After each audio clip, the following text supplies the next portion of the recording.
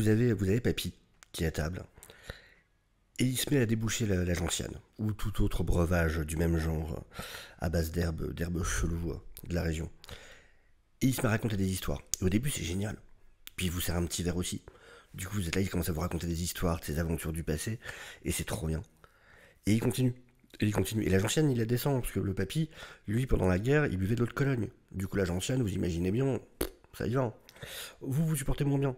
Et au fur et à mesure, ces histoires deviennent de plus en plus cheloues, et vous, ça vous file de plus en plus mal au crâne, en fait. Bah, c'est un peu ça, Indiana Jones 5. Mais ça, je l'ai cherché. Toute ma vie.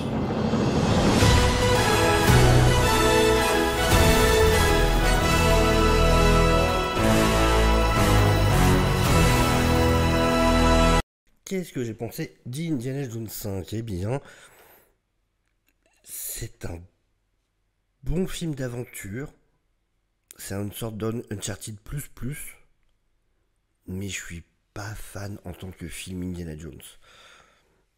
Le problème, on a un début de film, donc voilà, ça va être une recherche à l'artefact, hein, bien évidemment. Voilà, il va être contacté par Helena Shaw, qui va s'avérer être sa filleule, parce qu'il était très ami avec son père, qu'on ne connaissait pas dans les autres films.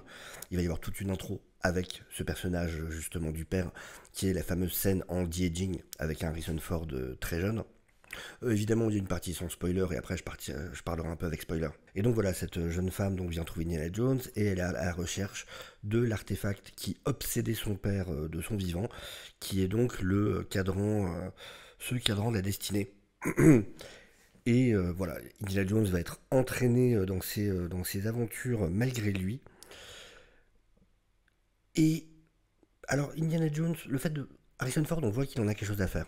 C'est pas un Harrison Ford vraiment qui s'en fiche un peu comme on a pu le voir certaines fois. On voit qu'il en a vraiment quelque chose à faire pour le coup, qu'il est impliqué dans ce rôle-là. Et, euh, et c'est pas inintéressant. Vraiment, pour moi, le film, ça commence du coup par cette séquence qui dure quasiment une demi-heure, je pense, vraiment dans le passé, et qui est plutôt très cool. Alors même si le Jedi fonctionne pas totalement, je trouve vraiment qu'on dirait un de ces modèles sur Unreal Engine. Euh, alors le 5, hein, c'est cool, mais on voit toujours que c'est pas un vrai visage. Et vraiment, je trouve qu'au niveau de la texture, on n'y croit pas. Enfin, moi en tout cas, certainement que des gens ne le remarqueront pas. Perso, vraiment, je trouvais que le visage avait une texture complètement artificielle. Quoi. Et, euh, et cette scène est cool. Hein. Ça aurait été bien si tout le film avait été ça. Du coup, c'est Indiana Jones contre des nazis, Indiana Jones qui balance des nazis dans le train et tout ça. Pff, super, cool. Moi, franchement, je suis pour. Sauf que le film s'arrête pas là. Continue après. Et on passe du coup à Indiana Jones vieux. Et pourquoi pas? Alors, je vois que Lucasfilm adore ça, hein, le côté. Vous vous rappelez le héros de votre enfance? Maintenant, il est vieux, il a une vie de merde. Bon, bah, c'est une mode, pourquoi pas. Hein. Mais après, c'est moins là-dessus, ça reste moins pire quand même qu'un Star Wars 8. Désolé à ceux qui ont adoré Star Wars 8. Mais bon, je trouve pour le coup, c'était mieux expliqué, on va dire, c'était mieux amené pour le coup. Et je trouve ça intéressant, le côté un personnage voilà, qui a vieilli et qui a du coup ses faiblesses et tout ça. Ce qu'on retrouve un peu en ce moment avec Nick Fury, par exemple, dans Secret Invasion. On a donc cet ajout du personnage de Helena Shaw, interprétée par Phoebe Waller-Bridge.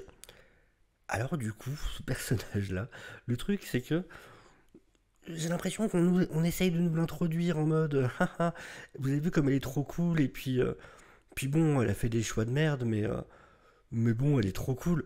Ouais, mais non, mais elle a fait surtout plein de choix de merde en fait. Vraiment, et à aucun moment il y a quelque chose qui m'explique vraiment, qui excuse vraiment pourquoi elle a fait autant de choix de merde dans sa vie. Et j'aurais bien aimé que le film le reconnaisse à un moment. Soit me donne une raison de comprendre le pourquoi du comment elle en est arrivée là. Enfin, n'essaye pas juste de me la présenter comme cool, alors que elle est plutôt très antipathique au départ. Vraiment. Alors, elle va faire des choix après qui vont la rendre un peu plus sympathique, mais elle est vraiment très très antipathique au départ. Enfin, en tout cas, on peut pas la considérer comme une héroïne du tout en fait. On a un jeune personnage aussi qui partage l'aventure avec eux, qui est interprété par Ethan Isidore, donc Teddy, son nom. Je vois ce qu'ils ont voulu faire. C'est évidemment le rappel voilà, à tous les personnages enfants qu'il y a pu avoir dans Indiana Jones. Mais alors, il est très bien l'acteur, il n'y a pas de souci, hein. Mais le personnage, Osef, quoi. Vraiment complètement Osef. On peut l'enlever de l'histoire. C'est c'est un personnage fonction, il va servir à des choses, mais vraiment en tant que fonction, et qu'on aurait pu du coup gérer différemment. Mais ouais, non, rien à faire, quoi. Vraiment Osef pour le coup. Mais, et vraiment le film est pas mauvais, mais quand je dis que c'est un film d'aventure correct, mais pas un bon Indiana Jones, déjà pour moi il y a une chose, vraiment, vraiment, sur lequel je peux pas me dire que c'est un bon Indiana Jones, bah, c'est toute la partie aventure et les parties cascades. C'est que vraiment, enfin, ça pue la CGI et ça pue le fond vert. Et les fonds verts se voient vraiment. Et on voit bien comment c'est filmé. Il y a une scène à un moment où c'est une moto sous la pluie, la nuit. Je suis censé voir quoi en fait, quoi. Vraiment, qu'est-ce que je suis censé voir? Et pareil, il y a une scène qu'on voit un peu dans les trailers avec l'espèce de petite mini voiture là. Et ça alors ouais, c'est vachement. Les scènes à chaque fois sont plus rapides que ce qu'on pouvait voir dans les Indiana Jones originaux. Ouais, mais dans les Indiana Jones originaux, ça faisait vrai aussi. Du coup, il n'y avait pas besoin que ce soit aussi rapide. Parce que vraiment, on avait la tension, parce que ça avait l'air vrai. Là, c'est tellement de manière flagrante du CGI et du fond vert. Ok, enfin, il pourrait faire 48 000 pirouettes. Je me dirais, oui, bon, bah ouais, ok. Enfin, ça se voit tellement que c'est faux, en fait. C'est vraiment le problème pour moi. Et ça, c'est un gros défaut. Pour Indiana Jones, du coup, c'est vrai que c'est comme si maintenant on avait un Mission Impossible où toutes les cascades paraissaient fausses. C'est juste des franchises où c'est pas possible. Ce qui est acceptable pour d'autres franchises ne passe pas là-dedans parce que ça fait partie de l'ADN. Vraiment. En revanche, un truc que je veux comme préciser, je voyais pas mal de gens qui avaient peur sur le côté, hein, le jeune personnage féminin qui allait faire passer du coup Indiana Jones pour un con, en mode elle est meilleure que lui en tout, machin. Alors, en vrai, non. Franchement, non. Ils vont se compléter tous les deux, mais, mais non. Alors, autant, encore une fois, je trouve que le rapport entre les deux fonctionne pas très bien. Leur rapport évolue par des paliers que je comprends pas vraiment, en fait. Qui sont là parce qu'ils doivent être là, on est à telle durée dans le film. Bon, bah maintenant, il faut qu'ils s'entendent un peu mieux. Enfin, c'est vraiment ça, quoi. Ça manque de réelle construction narrative sur le comment ça évolue. Comment ça évolue. Après, sur les CGI, par contre, toute la partie reconstitution, par exemple, la fameuse scène du défilé des cosmonautes qu'on a beaucoup vu, sur lequel ils ont pas mal fait de promo, c'est hyper bien fait, hein. C'est vraiment bien fait. On dirait vraiment voilà l'Amérique de cette époque-là. Voilà, le côté reconstitution, pour le coup, est super efficace. Faut évidemment parler du méchant, qui n'est autre que Mads Mikkelsen, qui évidemment fait du très bon boulot. Il fait du Mads Mikkelsen. Vraiment, ni plus ni moins. C'est Mads Mikkelsen en mode je vais parler un peu lentement, avec une grosse voix, je suis plus intelligent que vous. Et puis voilà, bah ça fonctionne, il fait le boulot, c'est bien. Alors, sauf que, par contre, vraiment, si vous voyez le film, vous verrez, il y a un moment au début, je suis désolé, il est mort. Je suis plus censé le voir dans le film. Vraiment, vers le début, hein, c'est vraiment vers le début. Il y a un moment, il se passe un truc. Quand on le voit revenir, moi je me suis dit, il va y avoir une explication. Il va y avoir une explication magique, un truc, ou j'en sais rien, on l'a transformé en robot, ce que vous voulez. Mais juste, non. Ou alors au moins, faites-le moi revenir avec la tête complètement déformée. Mais il se prend un truc dans la tronche au début du film. Personne survit à ça. Personne. Personne. Alors du coup, quand ça commence comme ça, tu dis ok, donc tout le monde va survivre à tout en fait. Et alors, par contre, vraiment le plus gros défaut du film, vraiment pour moi le plus gros défaut du film, il est beaucoup trop long. Il n'avait pas besoin d'être aussi long. Fallait enlever fallait enlever toute une scène. Enfin vraiment, fallait enlever tout un set, toute une grosse partie d'action, tout un lieu. Vraiment, parce que c'est trop long, c'est beaucoup trop long. J'ai piqué du nez, ça m'arrive rarement. En plus, j'étais voir l'après-midi, j'étais en forme et tout. J'ai piqué du nez deux, trois fois, en mode, j'étais à rien de partir. Parce que c'était beaucoup trop long. Beaucoup, beaucoup, beaucoup trop long. Et ça ne sert à rien. Ça ne sert à rien. C'est dommage. Alors c'est sympa, hein, ça voyage, machin, il y a différents types de décors, ça c'est cool. Et encore une fois, hein, je vous le dis, c'est un film d'aventure plus plus. C'est un Indiana Jones moins moins. Mais non, trop long, fallait enlever au moins une demi-heure, 40 minutes. 40 minutes, je pense, on peut enlever du film. Faut au moins enlever ça. Parce que là, c'est waouh. Si y a une director's cut un jour, Je voudrais que ce soit une version plus courte, où ils enlèvent des trucs justement. Parce que non, non, non, c'est abusé, vraiment. Et je voyais dans la salle, hein, les gens, ça réagissait pas. Enfin, tout le monde, vraiment, j'ai l'impression que tout le monde trouvait ça long, quoi. Parce que ça dure, ça dure, ça dure, ça dure. Qu'est-ce que je peux vous dire en partie non spoiler? La musique, John Williams, génie. Qu'est-ce que vous voulez que je vous dise? C'est un des meilleurs, c'est un génie. La musique est très bien. La musique est évidemment très bien. C'est plutôt bien filmé. Je vous dis, à part le côté vraiment des problèmes de VFX avec surtout les fonds verts du coup. Le de-aging c'est au début. Après c'est surtout les fonds verts qui posent problème. On les voit énormément. Et à part ça, c'est plutôt bien filmé. C'est rien d'incroyable. Mais réal très correct. Je m'attendais un peu mieux de la part d'un Mangold.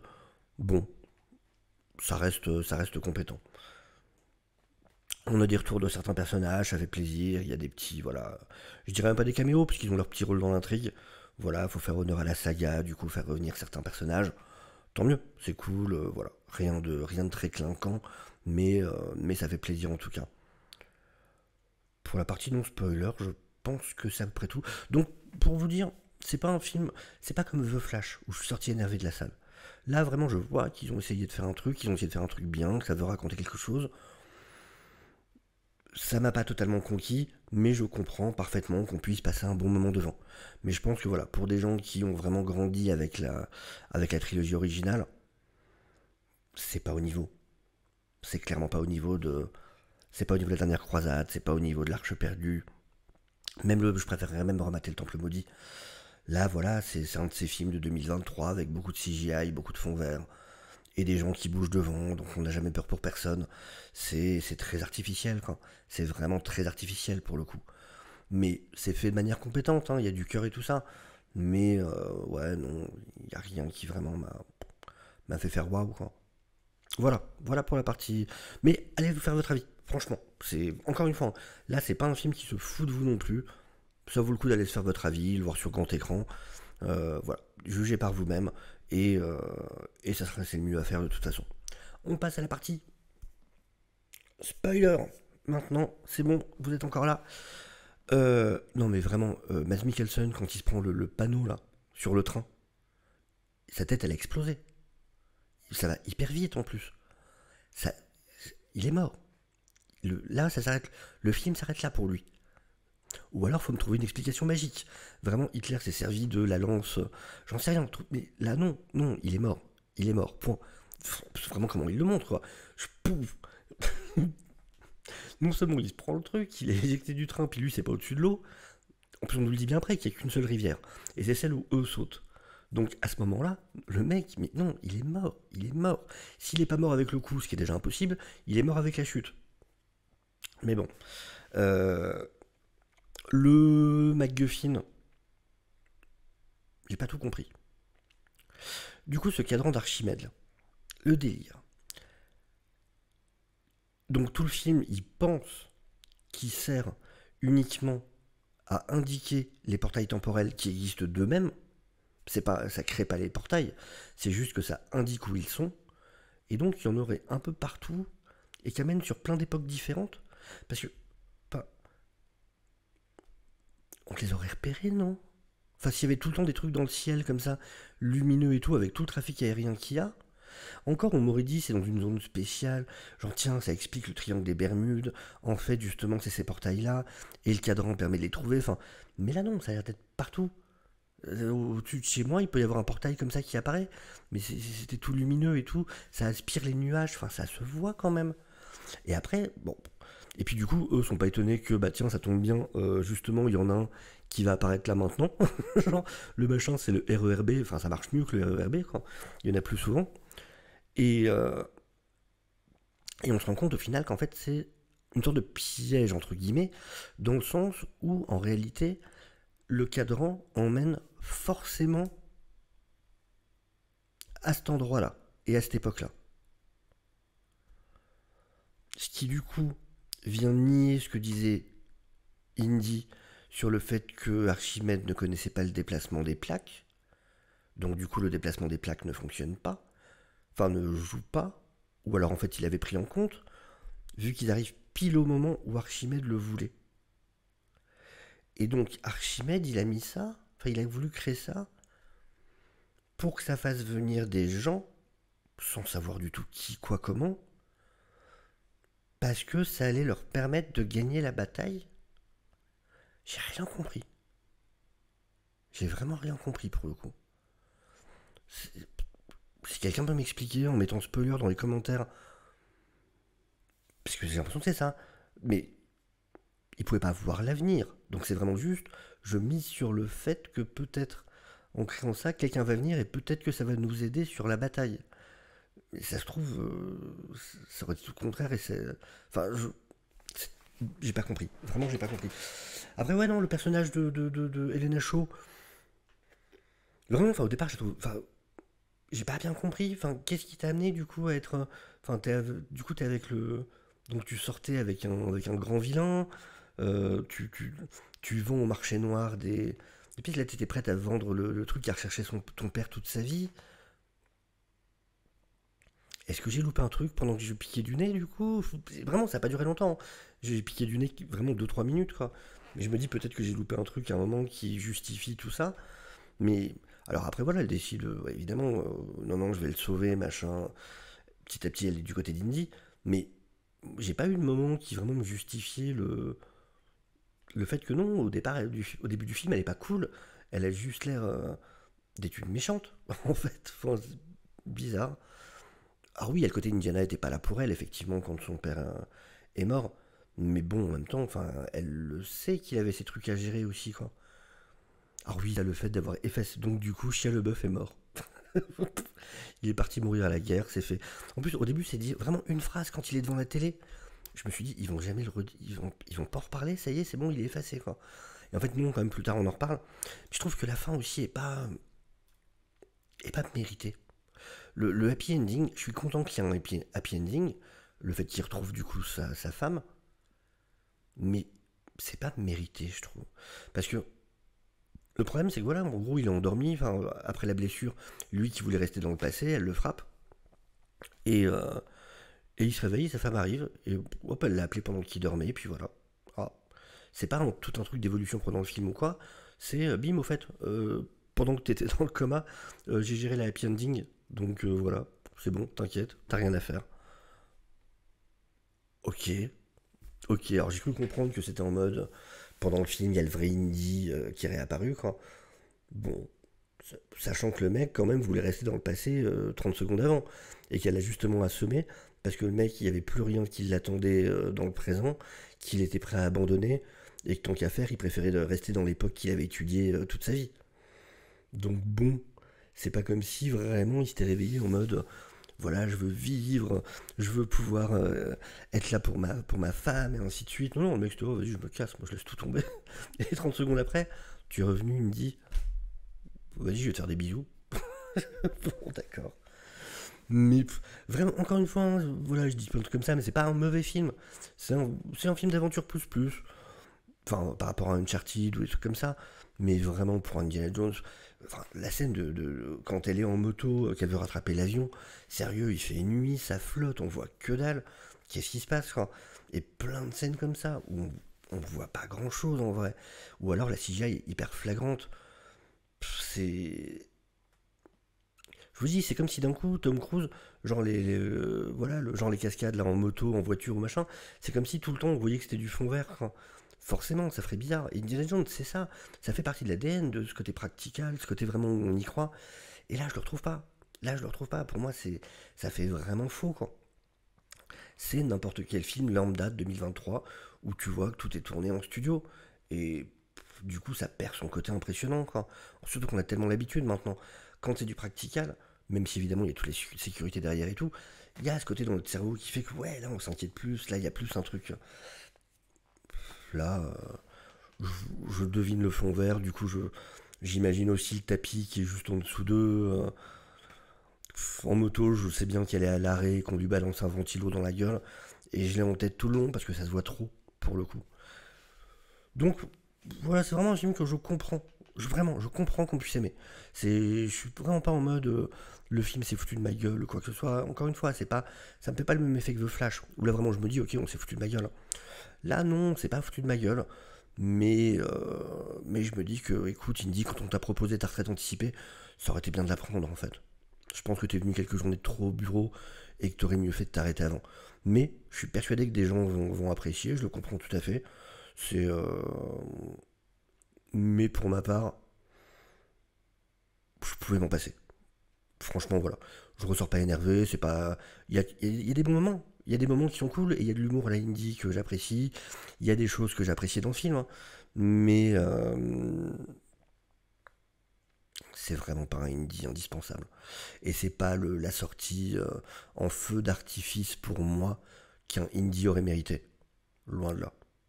Vraiment. On aurait pu avoir mieux pour un dernier indie. Et le mieux, on l'avait eu. C'était la dernière croisade. C'était parfait comme fin pour indie. Donc, euh, donc voilà. Écoute, en tout cas, c'est mon avis sur le film. Vraiment, faut pas croire, hein, je suis pas complètement négatif dessus. C'est pas mal. Mais voilà, pour moi, c'est pas du tout au niveau vraiment de la trilogie Indiana Jones. C'est mon avis. Je suis curieux d'avoir le vôtre. Qu'est-ce que vous avez pensé du film? N'hésitez pas à me le dire en commentaire, n'hésitez pas à liker la vidéo, n'hésitez pas à vous abonner, n'hésitez pas à la partager. Et je vous dis à très bientôt. Ciao, ciao.